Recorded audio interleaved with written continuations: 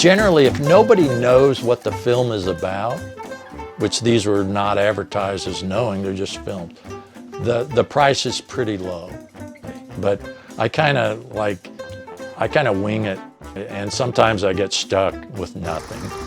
But not this time, or Joe probably wouldn't have turned out so many friends and neighbors for the first public showing of films he's found dating back as far as the 1920s. But it won't project very well. Home movies from Kansas City that we've built this 5-part series around.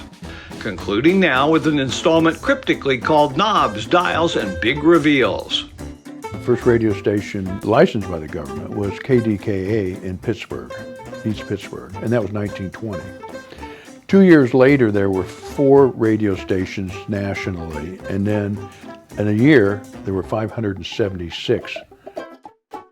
The public relied on radio, for their entertainment, for their news. It really can't be overstated how important radio was to the lives of not just Kansas Cityans, but people of the early 20th century. The golden age of radio changes everything.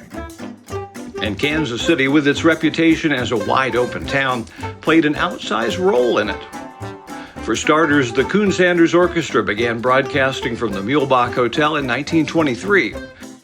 With their Nighthawks fan club, they ruled the late-night airwaves of WDAF, owned by the Kansas City Star. Soon after, Benny Moten and his band were blasting Kansas City jazz to the world on WHB, headquartered at the time in this building. Oddly enough, the site of the wildly successful Sweeney School. That got its start as a automotive and tractor mechanics training school. They were located across the street from Union Station. Emory J. Sweeney taught people how to drive tractors if they're going to go out on the farm, but he also taught them how to become radio operators. So of course, they had a giant radio tower on top of their building, and that can be seen in some of the footage. And of course, if you're going to have radio stations, you're going to have radio sets that are being sold all over town. So here's where the two technologies intersect. One of the reels in Joe's basement contains what looks like an early infomercial for Sterling Radio circa 1929. The store's owner, Thomas Benton Lee, and a team of salesmen seem downright giddy, crowded around a majestic radio on the sidewalk in front of the store at 1515 Grand Boulevard. But here's where it really gets fun. First, the not-so-portable radio pops up backstage at the circus. Then on the diamond at Muehlebach Field during the 1929 Little World Series, just weeks before the stock market crashed. I found out that they were awarding 2 radios, one each the 2 most popular players that the fans voted for at the beginning of the Little World Series. The Blues won that game, by the way, and they went on to win the Little World Series.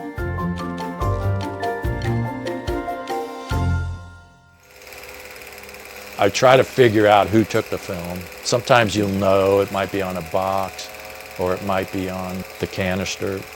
Whoever took those films knew what they were doing. They were insiders. There are some clues embedded in here. The reel with the radio footage ends with this title card. Hanley Photo was owned by Lawrence Moxie Hanley, a seasoned pro who'd taken this famous picture in 1921. So, more than most, he might have had access to the likes of Tom Pendergast, Henry McElroy, and Governor Guy Park, both at his inauguration and campaigning a few years earlier. But wait, there's more. The picture in Moxie's obit looks quite a bit like this guy at the golf course, this guy at the circus, and this guy on the radio sales force. Circumstantial to be sure, but for now, let's say the case is closed.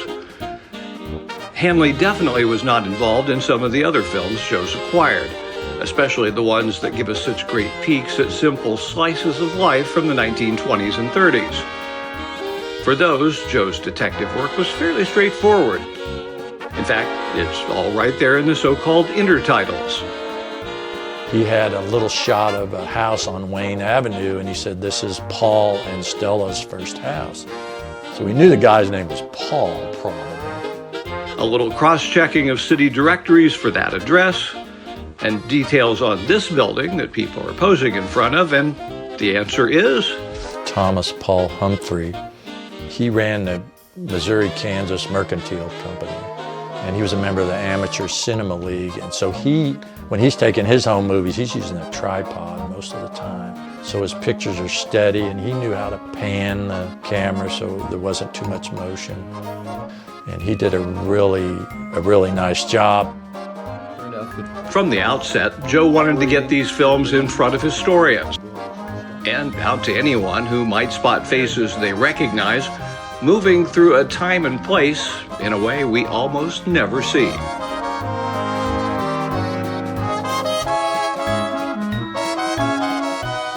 To me, it's a snapshot into what I would say is kind of middle-class life in Kansas City in the 1920s. These people had access to a camera, so it's not sort of the everyman, but at the same time, they are capturing everyday people. A lot of footage that you see are floods, natural disasters, things like that. You're not really seeing everyday life. That's what I think makes this collection so unique.